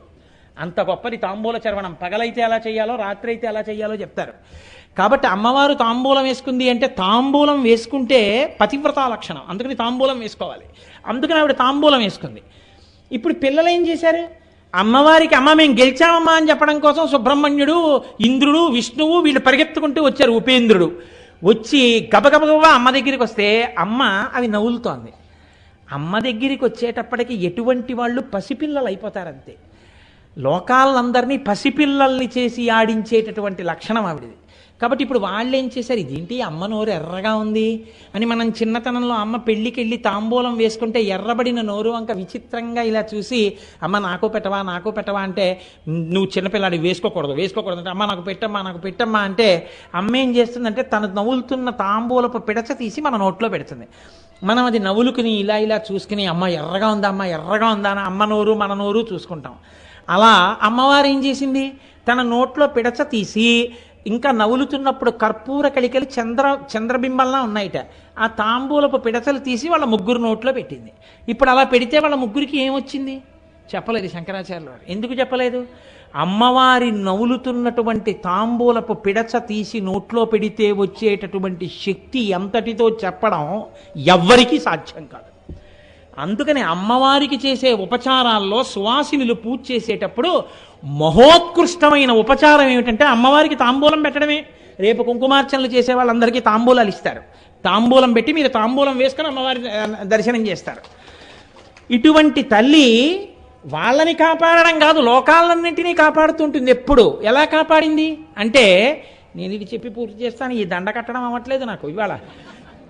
ఎంత గొప్పగా కాపాడిందంటే ఒకానొకప్పుడు దుర్గమాసురుడు అనేటటువంటి రాక్షసుడు లోకాల్ని మనం ఎలా పీడించచ్చు అని ఆలోచించి వాడు చమత్కారం చేశాడు. బ్రహ్మగారి గురించి తపస్సు చేసి ఆయన అన్నాడు వేదాలన్నీ నాలోకి వచ్చేయాలన్నాడు. ఇప్పుడు వేదాలన్నీ ఆయనలోకి వెళ్ళిపోయాయి. కాబట్టి అందరూ వేదం మర్చిపోయారు. ఎక్కడ మంత్రం లేదు, యజ్ఞం ఎలా చేయాలో తెలియదు, యాగం ఎలా చేయాలో తెలియదు, చండీ హోమం ఎలా చేయాలో తెలియదు, ఎవ్వడికి ఏమీ తెలియదు. అందరూ అన్ని మంత్రాలు మర్చిపోయారు. సంధ్యావందనాలు లేవు, ఏమీ లేవు, యజ్ఞం లేదు, యాగం లేదు, హోమం లేదు, ఏవీ లేవు. కాబట్టి దేవతలకు కోపం వచ్చింది, వర్షాలు కురిపించడం మానేశారు, భూమి ఎండిపోయింది, పశువులు చచ్చిపోయాయి, లక్షల మంది మరణించారు. ఇప్పుడు వీళ్ళందరికీ ఏం చేయాలో అర్థం కాలేదు, వేదం లేదు. కాబట్టి ఎవరికి ఏమీ ప్రార్థన హోమం చేయడానికి అవకాశం లేదు. వీళ్ళందరూ అక్కడ ప్రార్థన చేస్తే వాడు కొడతాడని హిమాలయ పర్వతాల మీదకి ఎక్కి అమ్మవారిని ప్రార్థన చేశారు. అమ్మ ఎంత దయ పొందేసిందంటే, అయ్యయ్యయ్యయ్యో ఈ దుర్గమాసురుడి వల్ల నా పిల్లలు ఇంత కష్టపడ్డామా, చూడు మిమ్మల్ని ఇప్పుడే ఎలా రక్షించేస్తానోనని ఆ తల్లి శతాక్షిగా వచ్చిందంటే ఒళ్ళంతా కళ్ళు చేసుకు చూస్తున్నారంటారే, అలా ఒళ్ళంతా కళ్ళు పెట్టుకుని కనపడింది. ఇప్పుడు ఆవిడ కళ్ళల్లోంచి నీళ్ళు వచ్చాయి. నా పిల్లలు ఇంత కష్టపడుతున్నారా అని ఆ నీరు ఏరులై నదులై ప్రవహించి దేశమంతా నిండిపోయింది. పంటలు పండాయి, నూతులు నిండిపోయాయి, నదులు ప్రవహించాయి. ఇప్పుడు నదులు ప్రవహిస్తే నీరు దొరికితే అన్నం దొరుకుతుందా? సాగు చెయ్యాలి, పంట వెయ్యాలి, పొలం దున్నాలి, ఇన్ని చేస్తే వస్తుంది. ఈలోగా అసలు బతకద్దు. ఇప్పుడు అమ్మవారు ఉత్తర క్షణంలో శాకంభరిగా మారింది. శాకంభరి అంటే ఆవిడ ఒంటి నిండా కాయలు పళ్ళు ఆ రకరకాలైనటువంటి వాటితోటి నిలబడిపోయింది. నిలబడిపోతే అందరూ గబగబా వెళ్ళి అమ్మవారి దగ్గర నుంచి తీసుకుని అదే పనిగా తినేశారు. ఎంత తిన్నా వస్తూనే ఉన్నాయి. ఆవిడే ఓ పెద్ద పాదైపోయింది, ఓ చెట్టు అయిపోయింది. శాకంభరి అంటారు. అమ్మవారి యొక్క కారుణ్యానికి హద్దులేనటువంటి స్థితికి శాకంభరి అని పేరు. శాస్త్రం ఏం చెప్తుందంటే దేవీ నవరాత్రులలో అమ్మవారిని శాకంభరి రూపంతో ఎవరు పూజ చేస్తారో పూజ చేసి అమ్మవారిని ఒక్కసారి ఒక్క మాటతో నమస్కారం చెయ్యాలి. అమ్మవారిని పిలిచేటప్పుడు నమస్తే నమః శాకంభరి శివే అనాలి. అమ్మా శాకంభరి నీకో నమస్కారం, శివే శివుని యొక్క ఇల్లాలా నీకొక నమస్కారం, నమస్తే శతలోచని ఆనాడు శతాక్షి రూపంతో ఇన్ని కన్నులతో వచ్చిన తల్లి నీకొక నమస్కారం, సర్వోపనిషదజ్జుష్టే సమస్త ఉపనిషత్తుల చేత ప్రతిపాదింపబడినటువంటి జ్ఞానఘన రూపిణి నీకొక నమస్కారం అని ఆ తల్లికి ఎవరు నమస్కారం చేస్తారో, ఎవరు శాకంభరిగా తల్లికి దర్శనం చేస్తారో దేవీ నవరాత్రుల్లో అటువంటి వాళ్ళకి విశేషమైనటువంటి ఫలితాలు కలుగుతాయి. అమ్మవారు పరిపూర్ణంగా సంతోషించి ఎంతో ఆనందాన్ని పొంది ఎవరు శాకంభరిగా అమ్మవారిని పూజ చేస్తారో వాళ్ళకి కావలసిన సమస్త కోర్కెలు అమ్మవారు నెరవేరుస్తుందని. కానీ శాకంభరిగా అలంకారం చేసినటువంటి మూర్తి చాలా చాలా చక్కగా అలంకరింపబడిన మూర్తి అయి ఉండాలి, శాస్త్రాన్ని దృష్టిలో పెట్టుకుని చేసింది అయి ఉండాలి. శృంగగిరి పీఠానికి పరిపాలిత ప్రాంతమైనటువంటి హైదరాబాద్ శృంగేరి పీఠంలో ఒకానొకప్పుడు శారదామాతని శాకంభరిగా అలంకారం చేశారు. ఆ ఫోటో మాకు శృంగగిరి వాళ్ళ డైరీలో దొరికింది. అది అలా బహుశా శృంగగిరి పీఠాధిపతులే అనుగ్రహించారు. దాన్ని మూర్తులుగా చిత్రించాం. ఏది ఒకటి పట్టరండి ప్రసాద్ బాబు గారు. ఆ మూర్తి మీరు చూస్తే నిజంగా సంతోష పరవశులైపోతారు. పళ్ళతో కాయలతో ఏ శాకంభరీ రూపాన్ని దేవీ నవరాత్రుల్లో ఒక్కసారైనా అర్చించి నమస్కరించాలని శాస్త్రాలు చెప్తున్నాయో అటువంటి మహోత్కృష్టమైన సశాస్త్రీయమైన శాకాంబరీ రూపాన్ని రేపటి రోజున సువాసినులకి కుంకుమార్చనలో ఇస్తారు. 300 మంది సువాసినులు శాకంబరిగా అమ్మవారిని అర్చన చేసి తాంబూలాన్ని ప్రసాదంగా పెట్టి తాము వేసుకుంటారు. ఇంకా వాళ్ళ జీవితాలు ఎంత ఆనందాన్ని పొందుతాయి చూడండి. కాబట్టి అటువంటి శాకంబరీ స్వరూపాన్ని 300 మందికే మరి అవకాశం ఇచ్చారు కదండి. మరి మీరు ఇప్పుడు ఈ మాట చెప్పారు, మరి మా పరిస్థితి ఏమిటి అని అనకుండా రేపు ఒక ప్రయోగం చేస్తాం. రేపు పూజలు అయిపోయిన తర్వాత రేపు సాయంకాలం 5 గంటల నుంచే అమ్మవారి దర్శనం ఉంటుంది. రేపు సాయంకాలం 5 గంటలకి అమ్మవారు శాకంబరిగా దర్శనమిస్తుంది మీకు. అనేక కూరగాయలతో పళ్ళతో శాస్త్రం ఎలా అలంకారం చెయ్యాలని చెప్పిందో అటువంటి అలంకారంతో రేపు అమ్మవారు శాకంబరిగా మీ అందరికీ దర్శనమిస్తుంది. ఆ రూపాన్ని దర్శనం చేస్తే చాలు దేవీ నవరాత్రుల్లో అమ్మవారు పరమ ప్రీతి చెందేస్తుంది. నేను యథార్థం చెప్తున్నా దేవీ భాగవతం నుంచి. కాబట్టి రేపు మీరు మీ పక్కింటి వాళ్ళు, మీ వెనకింటి వాళ్ళు, ముందింటి వాళ్ళు, మనం ఒకరికి చెయ్యగలిగిన ఉపకారం అదొక్కటే. అందరినీ చక్కగా తీసుకొచ్చి అందరూ దర్శనం పొంది అందరూ అమ్మవారి అనుగ్రహానికి పాత్రులయ్యేటట్టుగా చూడండి. ఆ శాకంబరి అలంకారం రేపటి రోజు జరుగుతుంది. రేపు సాయంకాలం మీ అందరూ అమ్మవారిని శాకంబరిగా దర్శనం చేసుకోవచ్చు.